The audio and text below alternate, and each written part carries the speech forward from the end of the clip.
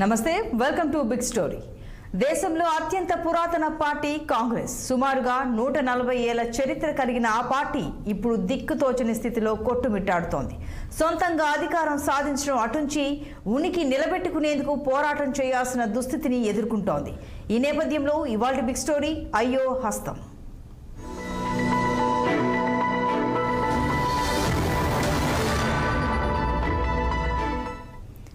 రానున్న లోక్సభ ఎన్నికల్లో కాంగ్రెస్ పార్టీ సుమారుగా 300 స్థానాల్లో మాత్రమే బరిలోకి దిగుతోంది. 1951 నాటి నుంచి కూడా ఎన్నికల బరిలో ఉంటున్న ఈ పార్టీ ఇంత తక్కువ సంఖ్యలో అభ్యర్థులను నిలబెట్టడం ఇదే మొదటిసారి. దేశవ్యాప్తంగా ఊహించని పరిస్థితులు ఎదురైన నేపథ్యంలో ఆ పార్టీ పొత్తులకు ప్రాధాన్యం ఇవ్వక తప్పలేదు. గతంలోనూ కాంగ్రెస్ పార్టీ ఎన్నోసార్లు పొత్తులు కుదుర్చుకుంది. ఈ దఫా మాత్రం పొత్తుల పేరుతో ఎక్కువ సీట్లను మిత్రపక్షాలకు వదిలేయక తప్పలేదు.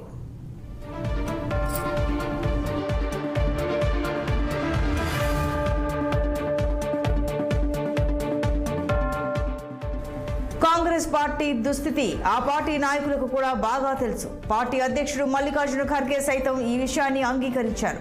తాము కేవలం 255 సీట్లపైనే ప్రధానంగా దృష్టి పెట్టినట్లు తెలిపారు. అంటే సగానికి పైగా సీట్లను ఆ పార్టీ గాలికి వదిలేసింది. కాంగ్రెస్ కన్నా కూడా ఇండీ కూటమిలోని ఇతర పార్టీలే బలంగా ఉండడం ఓ విశేషం. ఇదే ఆ పార్టీని పెద్దన్న స్థాయి కోల్పోయేలా చేసింది. ఇదంతా ఏ ఒక్క ఎన్నిక సందర్భంగానో జరిగింది కాదు. గత కొన్ని దశాబ్దాలుగా కాంగ్రెస్ గ్రాఫ్ పడిపోతూనే ఉంది. చివరకు అది తన ఉనికి నిలబెట్టుకునేందుకు పోటీ చేయాల్సిన దుస్థితి ఏర్పడింది.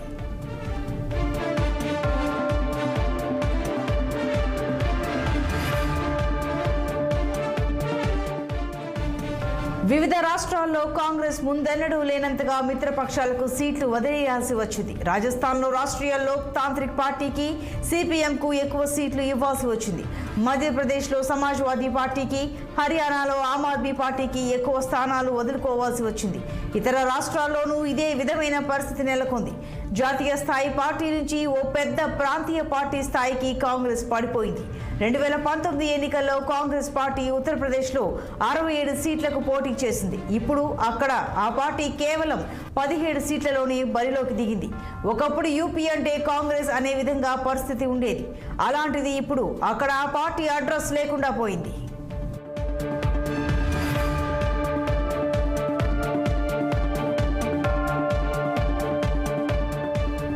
కాంగ్రెస్ పార్టీ అతి తక్కువ సీట్లలో మాత్రమే పోటీ చేయడాన్ని ఆ పార్టీ నాయకులు సమర్థించుకుంటున్నారు.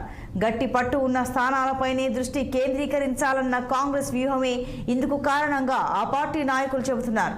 అంతేకాకుండా వనరులు పరిమితంగా ఉన్న నేపథ్యంలో వాటిని సద్వినియోగం చేసుకోవాలన్న భావన కూడా ఇందుకు కారణం కావచ్చు. అయితే కాంగ్రెస్ ద్వితీయ శ్రేణి నాయకులు మాత్రం ఈ పరిస్థితిని తట్టుకోలేకపోతున్నారు.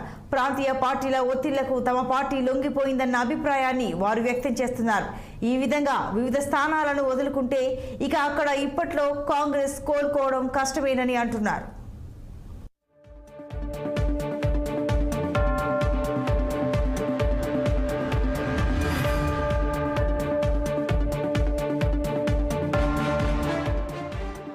కాంగ్రెస్ పార్టీ 1989లో 510 స్థానాలకు పోటీ చేసింది. ఆ తర్వాత 1991లో ఇది 487 సీట్లకు పడిపోయింది. 1996లో కాంగ్రెస్ పార్టీ 529 స్థానాలకు పోటీ చేసింది. ఆ తర్వాత మరెన్నడూ ఆ స్థాయిలో పోటీ చేయలేకపోయింది. 1998లో కాంగ్రెస్ పార్టీ 477 సీట్లలో మాత్రమే బరిలో నిలిచింది. ఆ తర్వాత 1999 ఎన్నికల్లో అది మరింతగా పడిపోయింది. 453 సీట్లలో మాత్రమే అభ్యర్థులను నిలబెట్టింది. 2004 వచ్చేసరికి ఆ సంఖ్య మరింత పడిపోయింది. 417 చోట్ల మాత్రమే కాంగ్రెస్ అభ్యర్థులు బరిలో నిలిచారు. 2009లో 440 స్థానాలకు, 2014లో 464 స్థానాలకు కాంగ్రెస్ పోటీ పడింది. 2019లో ఈ సంఖ్య 421 స్థానాలకు పడిపోయింది. తాజాగా ఇది సుమారుగా 300 స్థానాలకు చేరుకుంది. మొత్తం 543 స్థానాలకు గాను ఇంత తక్కువ సంఖ్యలో అభ్యర్థులను కాంగ్రెస్ పార్టీ నిలబెట్టడం ఇదే మొదటిసారి.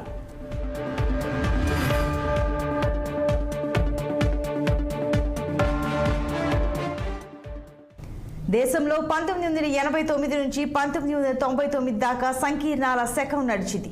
అప్పట్లో కూడా కాంగ్రెస్ 450 సీట్లకు అభ్యర్థులను బరిలోకి దింపగలిగింది. మేం భారీ సంఖ్యలో అభ్యర్థులను నిలబెట్టలేకపోవచ్చు, కానీ ఖచ్చితంగా 272 సీట్లలో అభ్యర్థులను నిలబెడతామని కాంగ్రెస్ సీనియర్ వ్యూహకర్త ఒకరు అన్నారు. 2072 అనేది లోక్సభలో మెజారిటీకి కావాల్సిన సంఖ్య కావడం విశేషం. ఒకవైపున బీజేపీ 370 స్థానాల్లో గెలుస్తాం అని సమర సింహనాదం చేస్తుంటే కాంగ్రెస్ పార్టీ కనీసం ఆ సంఖ్యలో అభ్యర్థులు నిలబెట్టలేకపోవడం ఓ చారిత్రక విషాదం. కాంగ్రెస్ క్రమంగా అంతర్ధానం అయ్యే దిశగా పయనిస్తోందా అనే సంకేతాలను ఇది అందిస్తోంది.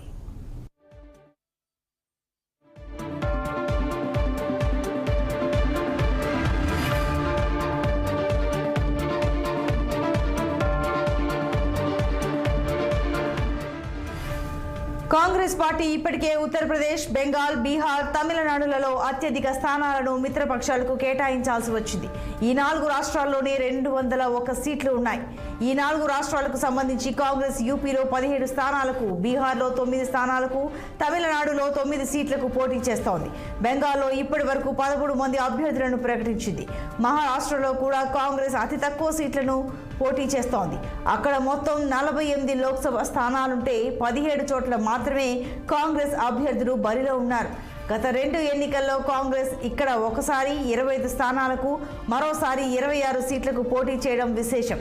2019 ఎన్నికల్లో దేశవ్యాప్తంగా 186 స్థానాల్లో కాంగ్రెస్, బీజేపీ ముఖాముఖి తలపడ్డాయి. వీటిలో కాంగ్రెస్ 15 స్థానాల్లో మాత్రమే విజయం సాధించింది.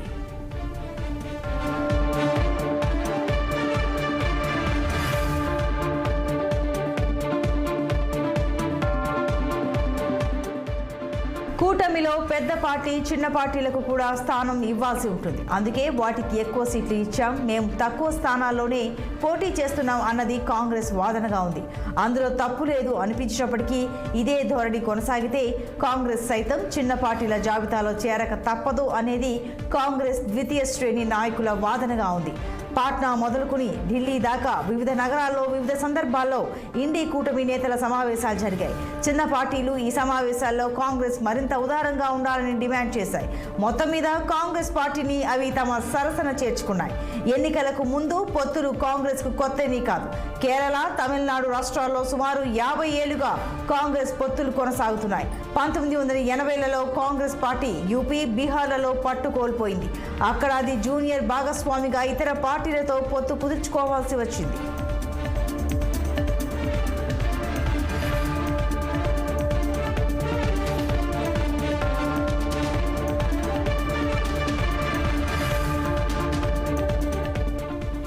పొత్తుల విషయంలో పెద్దన్న హోదాను కాంగ్రెస్ పార్టీ ఏనాడో కోల్పోవాల్సి వచ్చింది. అంతేకాదు చిన్న పార్టీల డిమాండ్లకు తల ఒగ్గాల్సి వచ్చింది. తాను డిమాండ్ చేయడం అటుంచి వాటి దయాదాక్షిణ్యాల మీద ఆధారపడాల్సి వచ్చింది. సీట్లను తాను ఎంచుకునే పరిస్థితి నుంచి చిన్న పార్టీలు విధిలిచ్చిన సీట్లలో కాంగ్రెస్ పార్టీ పోటీ చేయాల్సిన దుస్థితి వచ్చింది.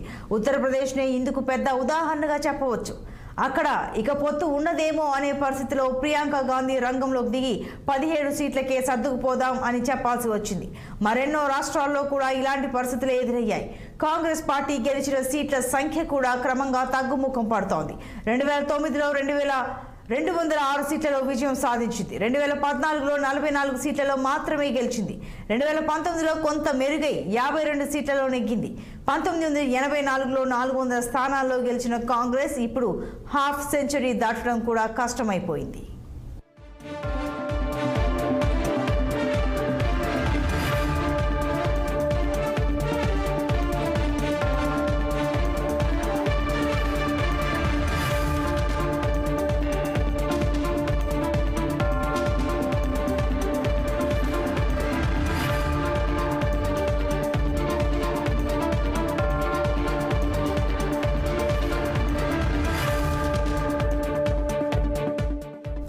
ఉత్తరాదిన పట్టుకోల్పోయిన కాంగ్రెస్ పార్టీ ఇప్పుడు దక్షిణాదిపై ఆశలు పెంచుకుంది. 2019 ఎన్నికల్లో కాంగ్రెస్ పార్టీ దక్షిణాదిన 28 స్థానాల్లో విజయం సాధించింది. ఇప్పుడు ఆ సంఖ్యను రెట్టింపు చేసుకోవాలని భావిస్తోంది. కాంగ్రెస్ ప్రధాన సవాల్ ఉత్తరాది రాష్ట్రాలే. అక్కడ అది హిందుత్వ భావనను, మోడీ ప్రజాదరణను ఎదుర్కోవాల్సి ఉంటుంది. రామాలయ ప్రాణప్రతిష్ఠ కార్యక్రమానికి హాజరు కావద్దనే నిర్ణయం ఇప్పటికే ఆ పార్టీని హిందువులకు దూరం చేసిందనే వాదన వినిపిస్తోంది. కాంగ్రెస్ తాజాగా కుల గణన అంశాన్ని తెరపైకి తీసుకువచ్చింది. వచ్చింది. ఇది ఓబీసీలో తమకు ఆదరణ పెంచుతోందని కాంగ్రెస్ భావిస్తోంది. కాకపోతే ఇలా భావించడం తప్పని ఇప్పటికే తేలిపోయింది. బీహార్లో సీఎం నితీష్ కుమార్ కులగణన అంశాన్ని ప్రస్తావించారు. కాకపోతే ఇటీవలి ఎన్నికల్లో అది పెద్దగా ప్రభావం చూపలేకపోయింది. అంతేకాకుండా నితీష్ కుమార్ కూడా బీజేపీ మిత్రపక్షాల్లో చేరిపోయారు. హిందుత్వ భావనతో పోలిస్తే కులగణన అంశం పెద్దగా తెరపైకి రాదనే అభిప్రాయం వ్యక్తమవుతోంది.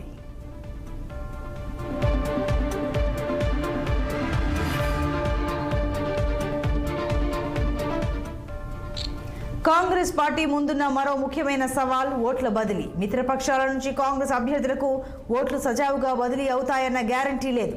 అంతేకాకుండా నితీష్ కుమార్ ఇండీ కూటమి నుంచి వైదొలగడం కాంగ్రెస్కు పెద్ద దెబ్బగా మారింది.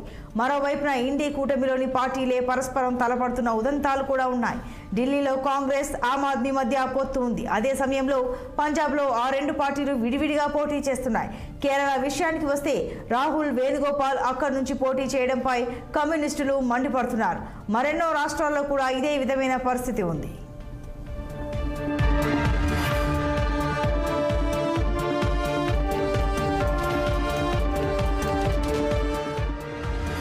కాంగ్రెస్ నేత రాహుల్ గాంధీ కేరళలోని వయనాడ్ నుంచి పోటీ చేస్తున్నారు. అక్కడ ఆయనకు ఇండియన్ యూనియన్ ముస్లిం లీగ్ మద్దతు ఇస్తోంది.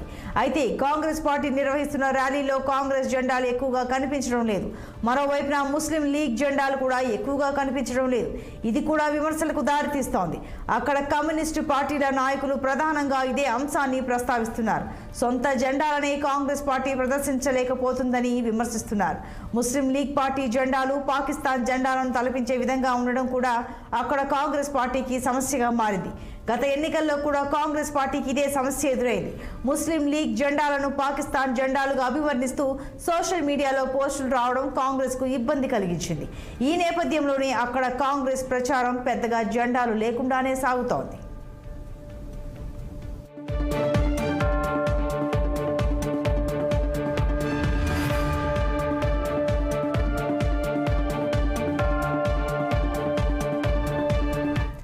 అన్నింటికంటే ముఖ్యంగా నిధుల కొరత కూడా కాంగ్రెస్ పార్టీని వేధిస్తోంది. ఐటీ విభాగం ఇప్పటికే కాంగ్రెస్ ఖాతాలను సీజ్ చేసింది.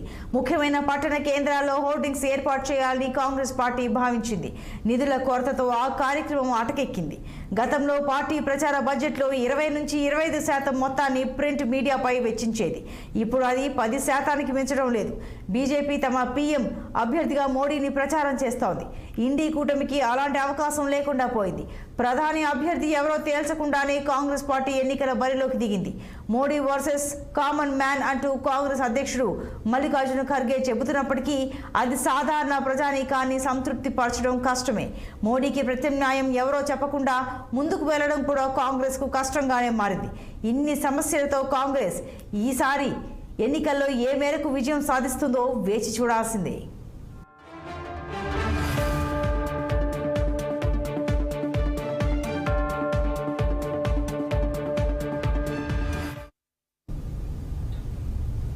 ఇది వరల్డ్ బిగ్ స్టోరీ. మరో ఎపిసోడ్లో మళ్ళీ కలుద్దాం. Keep watching 6 TV. సామాన్యుడి ఆరో ప్రాణం.